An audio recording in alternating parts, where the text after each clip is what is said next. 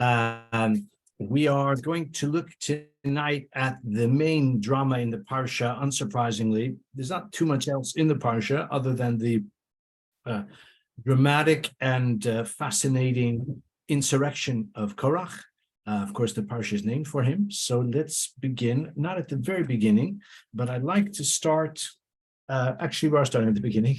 We're going to move beyond the beginning, but let's start with the opening passage, which can be found in chapter 16, Perek Tezayin. So yeah, we are in Bamidbar, Numbers 16, from the top, which is Parashas Korach. If you're with me in the Art Scroll Stone Chumash, it's page 820.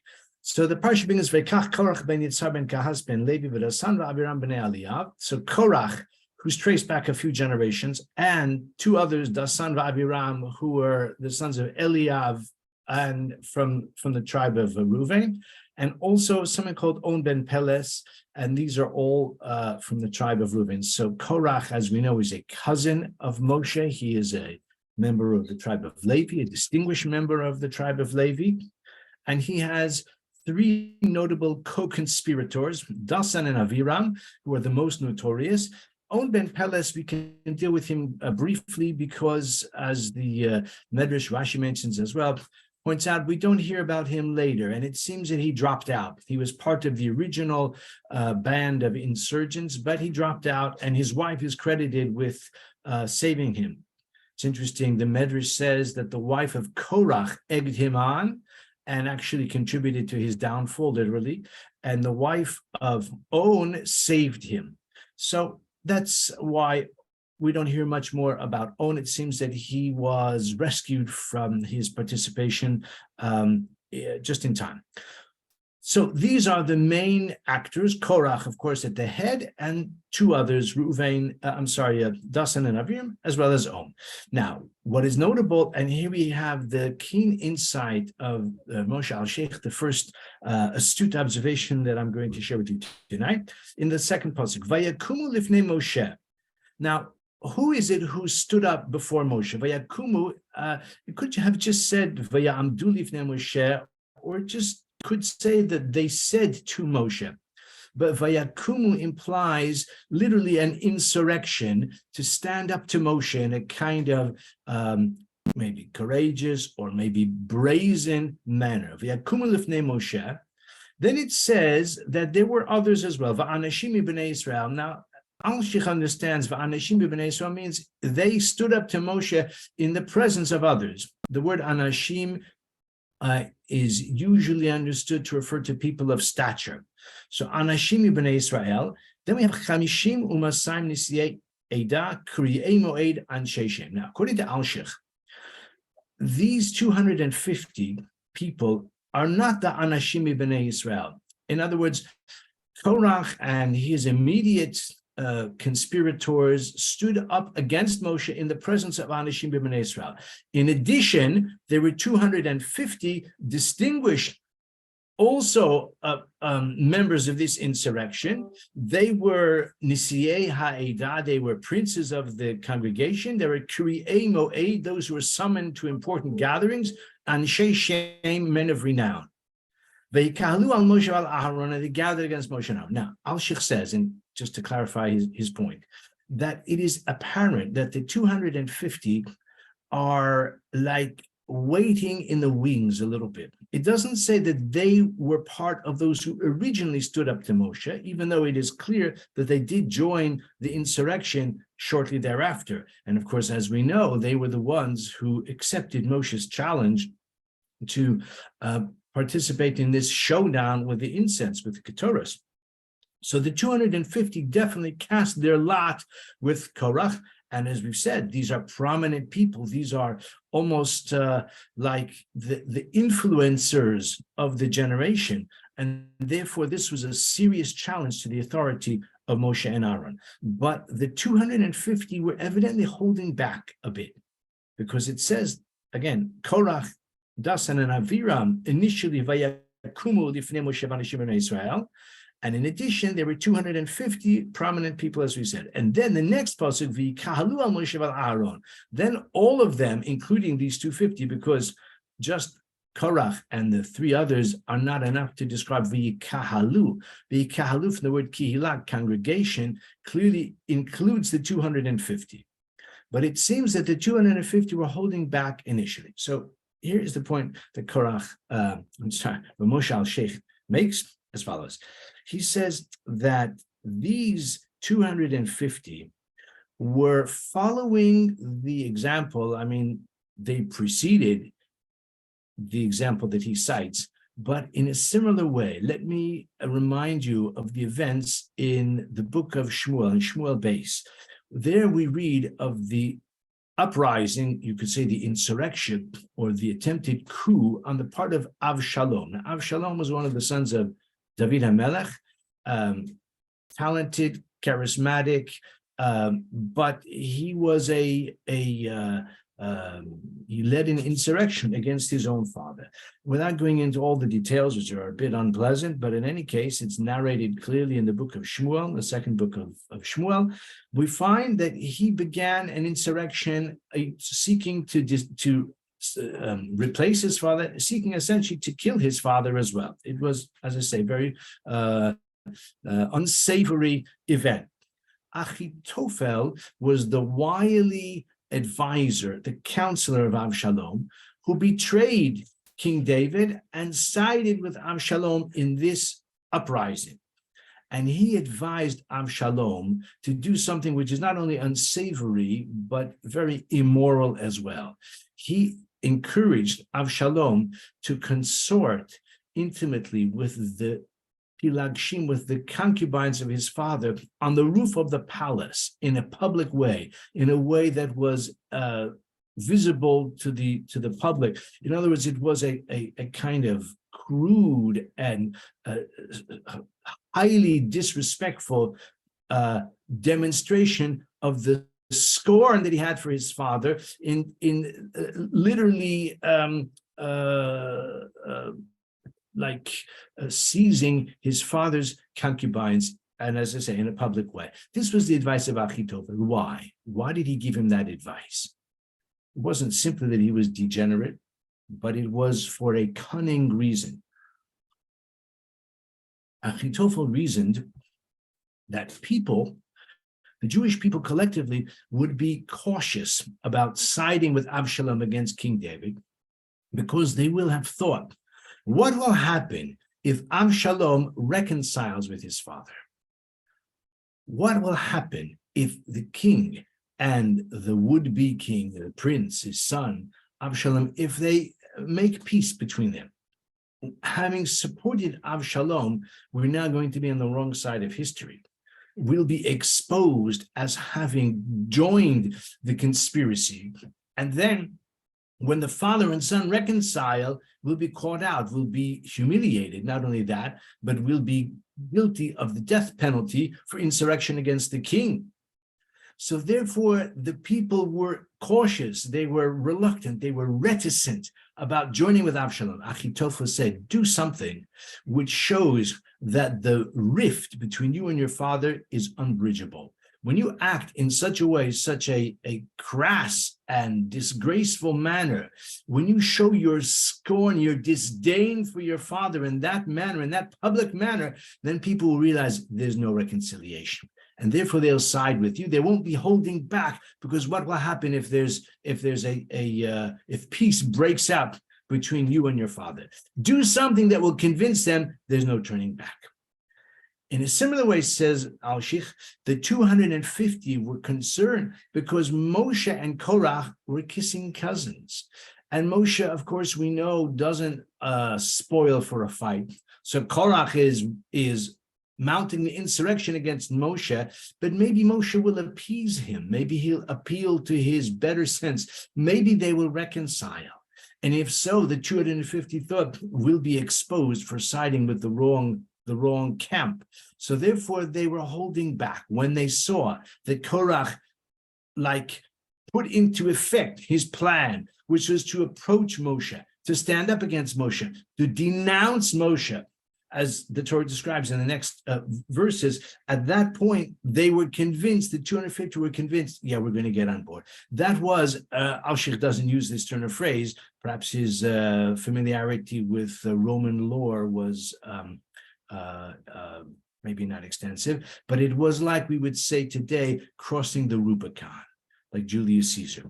Whether he really did cross the Rubicon or it's a legend, a myth, I'll leave that for the scholars. But it's crossing the Rubicon. When Korach stood up against Moshe, v'yakumu lifnei Moshe, he says, be'azus panim, ve'azus metzach, with brazenness, that convinced the 250 there's no reconciliation. We're on board with Korach. Let's take it to the end. Well, of course, they did take it to the end, and it was not a happy end for them. Okay, that's the first astute observation. Of course, I've been learning Sefer Shmuel recently, so that reference to Achitofel and his immoral counsel resonated with me. And for those who haven't learned Shmuel recently, so let me remind you of it, or we have reminded you. Let's go on now to further, as always, astute, subtle observation from Alshikh.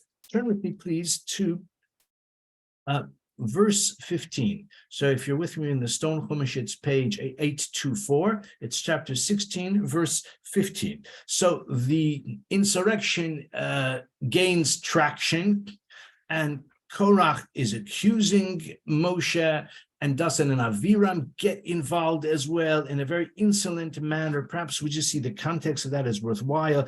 Turn back one page and look at Pasuk Yud Beis, verse 12. Moshe summoned them, and they said, we're not coming up. They respond in an insolent manner. Look what they say. Is it not enough that you've taken us from a land flowing with milk and honey, to bring about our deaths here in the wilderness? You're going to also lord your authority over us. And then they say further, you've been talking about a land flowing with milk and honey. You promised that in Egypt already. And what have you brought us to? Desert, to die in the desert. Have you given us the promised inheritance of a field and a vineyard? Are you seeking to blind us, or do you think we're blind to what you're doing? We're not coming up to you. So their response was completely brazen and insolent in the extreme. Now, it's fascinating to see Moshe's response.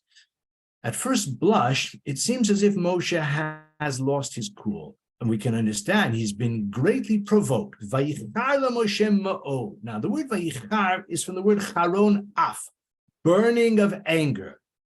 But if you look at it closely, and the art scroll people also, if you take a look, render it, this distressed Moshe greatly.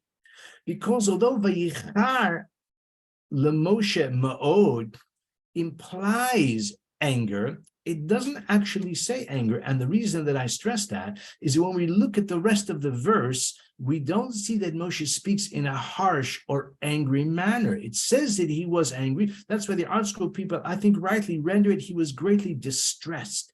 We don't see the anger, but let's see what Moshe does express. Vayomer Hashem, al teifen el minchasam, do not turn to their offering. Lo chamor echad mehem nasasi, not one donkey of theirs have I seized, have I taken.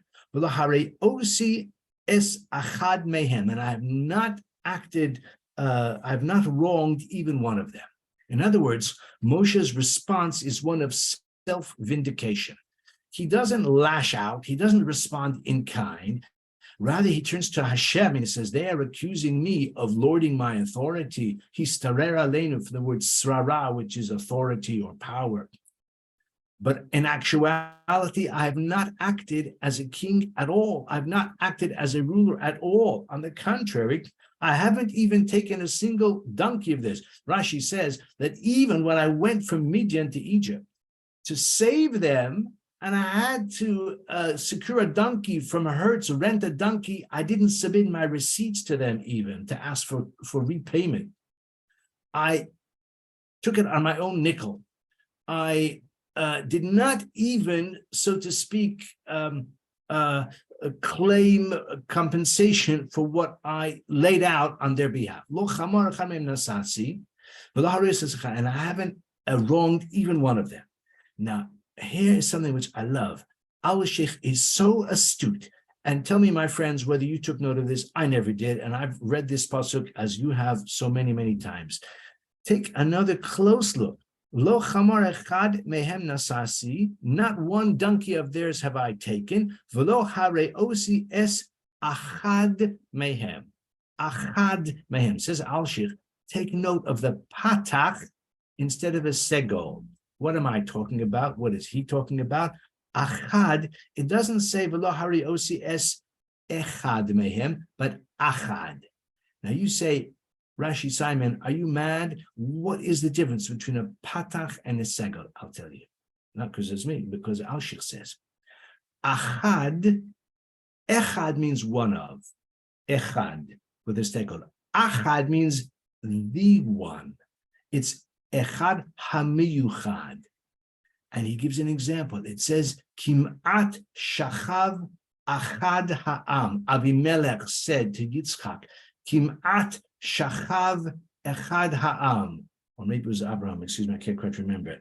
One of the people almost lay with this woman because we didn't know she was your wife, so she's just a sister. Kimat shachav achad ha'am with a patach. Of course, Rashi says the achad ha'am, it's the miyuchad, meaning the king himself. By the way, this is why the Hebrew poet, Hebrew writer, took the name achad ha'am as his nom de plume. Achad ha'am is like one of the people, but really it refers to the unique among the people. Achad with a patach. David HaMelech, in a different context, there's a reference to Achad Harekim, who was actually his wife Michal, who criticized him for Achad Harekim. You acted like Achad Harekim. He says like the Miyuchad, like the most debased among the people. The context we'll say for another time. Achad Mehem means not just any one of them, which is the simple understanding. I didn't take a chamor from any of them. But achad mehem is from the miyuchad of them. There is someone, I'm sorry, he says, I didn't take a chamor from anyone, I have not wronged even one of them, even the one who deserves it. Who is that? Who is that? Who is the one who deserves Moshe to avenge himself against him? And actually, we'll see it's not so much vengeance even, but it's self-defense. That person is none other than his main detractor here, because Korach has said his piece. Now Moshe is remonstrating with Dasan and Aviram. Dasan is the worst of them. Dasan, according to our tradition, it doesn't say explicitly in the Torah, but you probably know, according to Chazal, Moshe has confronted these two ne'er-do-wells previously. They were the two Ivrim Nitzim, the two Hebrew slaves who were fighting. They were fighting the day after Moshe had knocked off the Egyptian taskmaster who was beating to death a Hebrew slave. And Moshe went out the next day and he saw two Hebrews fighting. He said to the aggressor, why are you striking your comrade? And which according to our tradition is Dasan and Aviram. Dasan was the aggressor. Aviram probably was getting what he deserved as well, but Dasan was the aggressor. And he said to the Rasha, Lama Sakarecha, and what did Dasan reply? Are you proposing to kill me like you killed the Egyptian? And Moshe said, the matter is known. And Moshe had to flee because the word reached Paro and Moshe fled for his life. Not only that, but it is evident, it is apparent, it's explicit in Rashi, but it's hinted to in the Torah itself. When Moshe had a firstborn son, sometime later, secondborn son, he called him Eliezer, because Vayatzileni mecherev Paro, that God saved me from the sword of Pharaoh. Pharaoh sought to kill Moshe. even though he was his, raised as a stepson, but he sought to kill him because he heard that Moshe has knocked off one of his henchmen. So Moshe had to flee.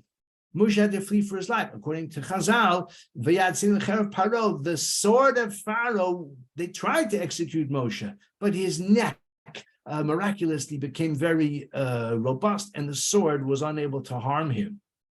In other words, Moshe nearly lost his life. Who denounced him to Paro? Who denounced him? When Moshe said, Achein noda hadavar, it was Dasan. Says Alshikh, when Moshe says, V'lo harios es achad mehem, I should have wronged the most distinctive among them, the worst of them, the one who deserves it, and the one who I could have and perhaps should have killed him with the Shem HaMeforash, the same way that I knocked off the Egyptian. I should have done exactly that, and it would have been justified, because one who comes to kill you, then you should exercise the preemptive strike to kill him first.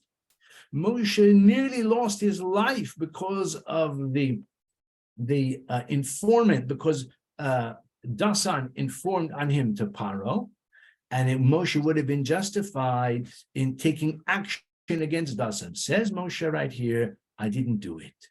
I didn't wrong even someone who richly deserved it, and it would have saved my own life. In other words, I imperiled my life by not taking action against him.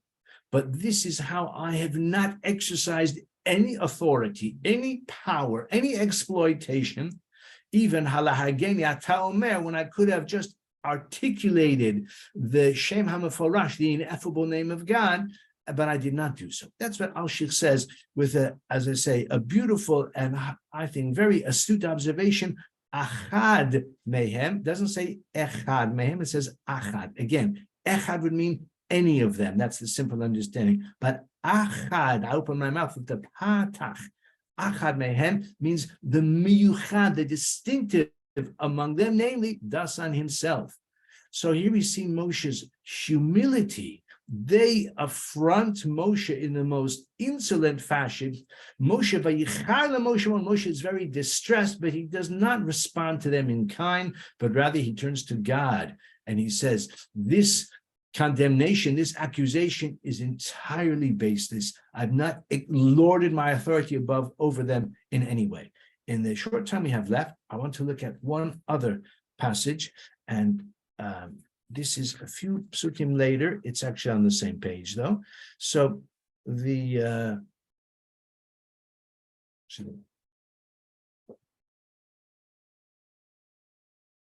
showdown begins when they take their fire pans, the 250. You see in Pasuk Yud Ches, verse 18,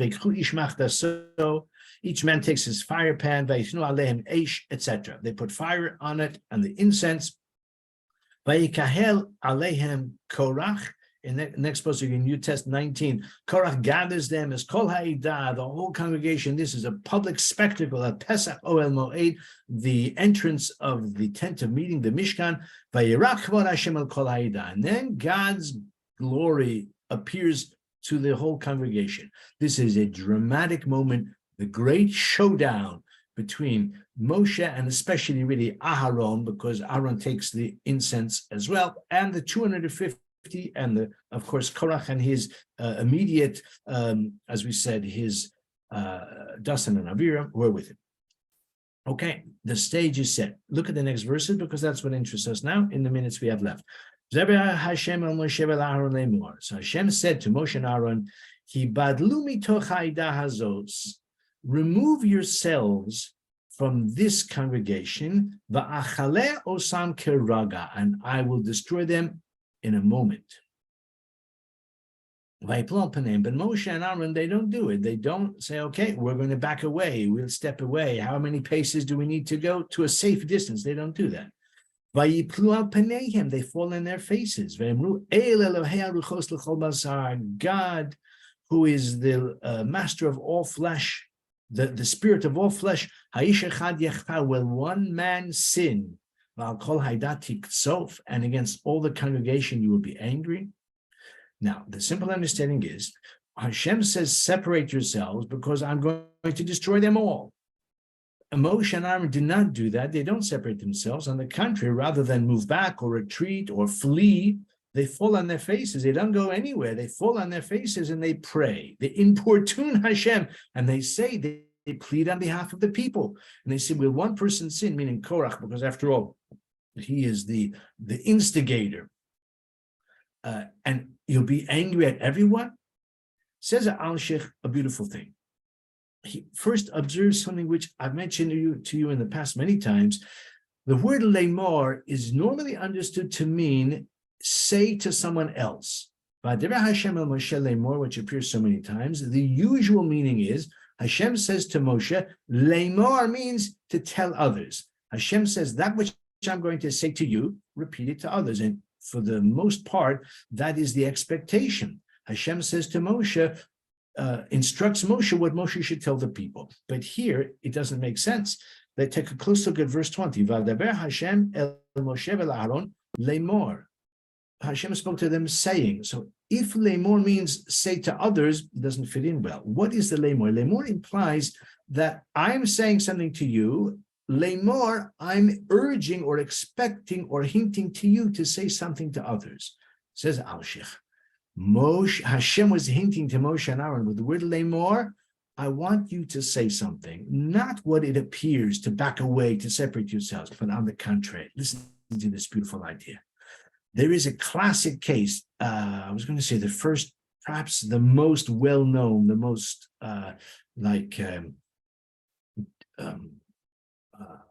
pivotal occasion where Moshe prayed for the Jewish people. There are several occasions, but maybe the most pivotal, the most crucial one is after the Chet HaEgel, the sin of the golden calf. When Hashem, I don't want to say understandably because it's not for me to say understand or not understand, but the Chet HaEgel is a shocking event. Every time we read it, we marvel once again at how the people who only 40 days earlier had stood at Har Sinai and heard God reveal himself to the whole nation, how they could commit this sin of the golden calf. Whatever the Chet was, it was a grievous transgression, and Hashem says to Moshe, Hanichali va'achale osam.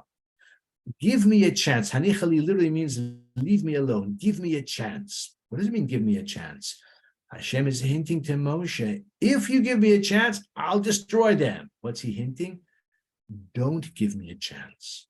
The Medrash says it's like a father or a king who's angry with his son. He's so angry, he's going to beat him. Maybe he's going to kill him even. And he says to his sons, like mentor, to his pedagogue, don't hold me back. I'm going to wallop him. What's he hinting? Do hold me back. I would like to do it. I'm tempted to do it. I'm so enraged, but I don't really want to do it. I want you to prevent me. That's what the Medrash says. And that's how we understand. Hashem said to Moshe, Hanichali, give me a chance. And he's hinting, don't give me a chance. And Moshe got the hint and he prayed and he saved the day.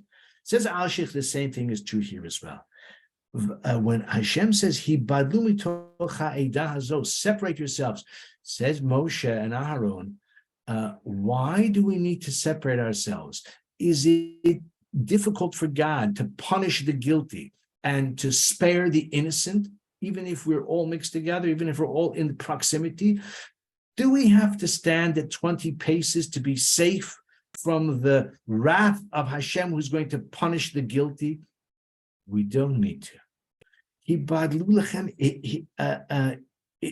Separate yourself is a way of saying, turn your back on these people, just walk away and leave them to their fate and I'll destroy them. What's Hashem hinting to?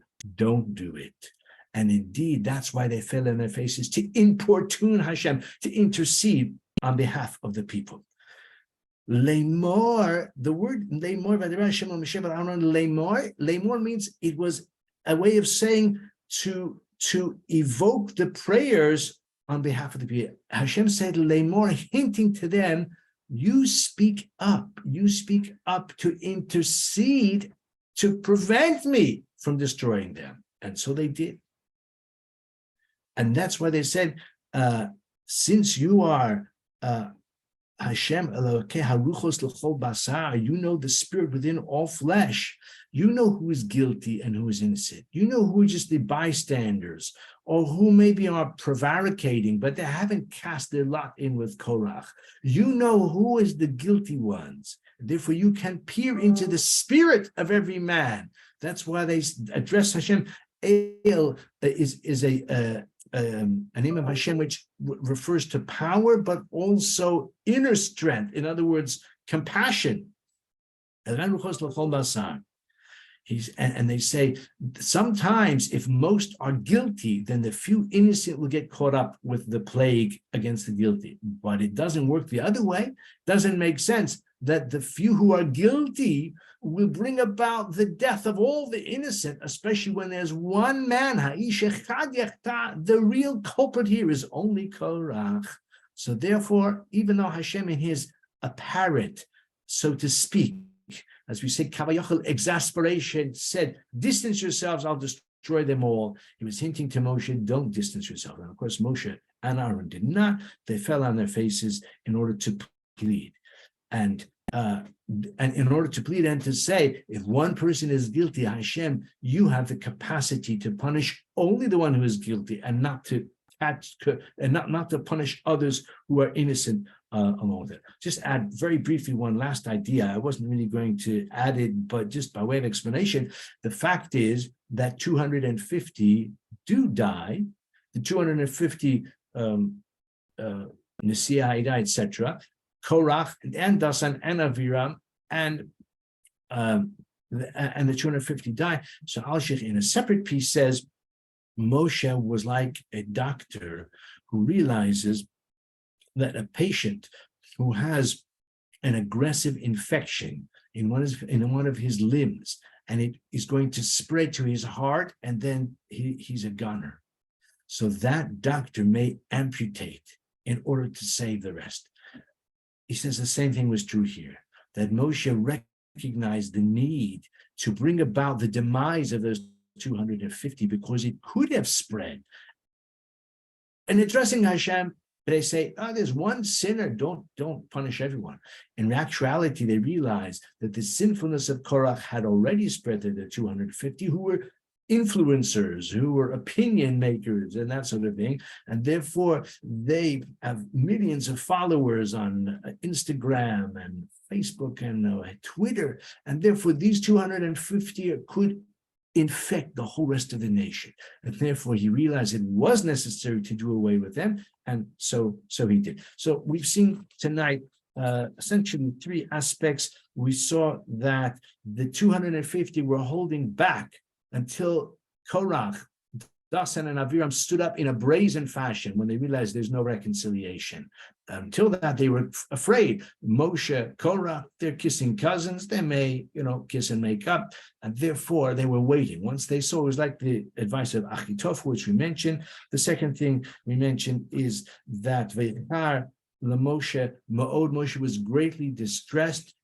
And he said, Lo harios el achad mehem, the miyuchad, the leading one, meaning Dasan, who deserved it richly, but even so I didn't harm him, even when he was threatening to denounce me to Pharaoh, which he did, but I did not even protect myself even at that time. And then finally, he badlu, according to Alshikh, it is like when Hashem said to Moshe, Hanichali, give me a chance and I'll destroy them. He was saying to Moshe, don't give me a chance. And here too, he badlu, distance yourself, and Moshe and Aaron did not distance themselves. On the contrary, they pleaded on behalf of the congregation, and ultimately the insurrection of Korach was quelled in that way. A fascinating paradigm of machlokas shalom l'shem shemai. Thank you for listening. Wish everybody Shabbat Shalom.